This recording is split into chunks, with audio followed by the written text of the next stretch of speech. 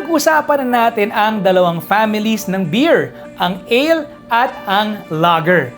Ngayon naman pag-usapan natin ang mga anak o ang beer styles ng ale beer, starting with wheat beer. Welcome to Learn Alak!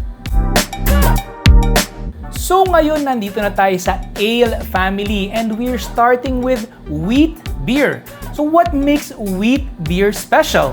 Gaya nga ng sabi ko dati, ang mga ale beers or ale, letter A, ay top fermenting at gumagamit din siya ng warmer type of fermentation. Kadalasan sa mga ale beers, ginagamit nila ang grain na barley. Pero dito nga nag-iiba dahil sa wheat beers, wheat ang mas marami nilang ginagamit kaya't nag-iiba ang canvas. Para matawag kang isang wheat beer, kailangan 30 to 70% ng iyong grain bill ay wheat malt. Pero bakit nga ba wheat? Ano bang naging special sa wheat? At ano nga ba ang pinagkaiba nito sa barley? We can think of wheat as a texture ingredient.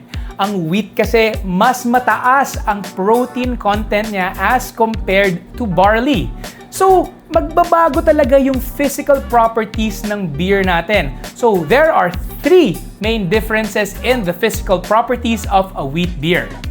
First physical property difference, the haze. Yung mga proteins kasi na yan, hindi siya mabilis mag-settle. Kaya natural na nagiging cloudy ang iyong wheat beer. Second physical property difference, the head. Protein plus suspended yeast equals a very long-lasting foam.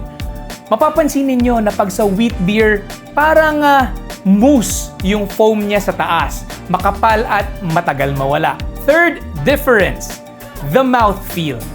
Dahil sa wheat, medyo mas soft at creamy ito sa ating dila. Mas makapal din ang coating niya as compared to yung crisp finish ng isang lager.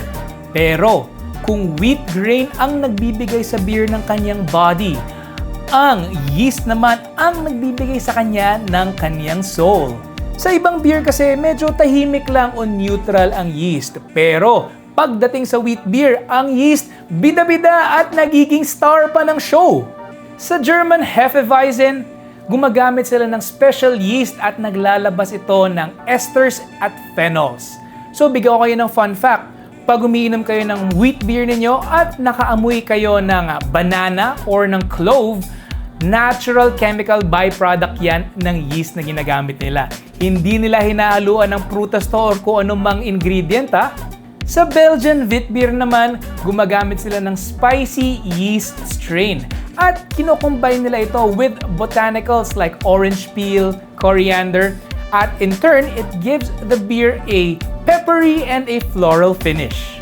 Sa American wheat naman, yeast strain nila ay nasa neutral lang para lumabas yung breadiness o pagkatinapay ng beer. Dito, hindi bumibida ang yeast, medyo step back siya para bumida naman ang lasa ng wheat. So remember, wheat provides the body, while yeast provides the personality. Sa next episode natin, hihimayin natin ang world-famous German Hefeweizen beer at bakit nga ba ito naging paborito ng mga hari. Kaya tutok lang kayo dito sa Learn Alak and always remember, we have a lot to learn.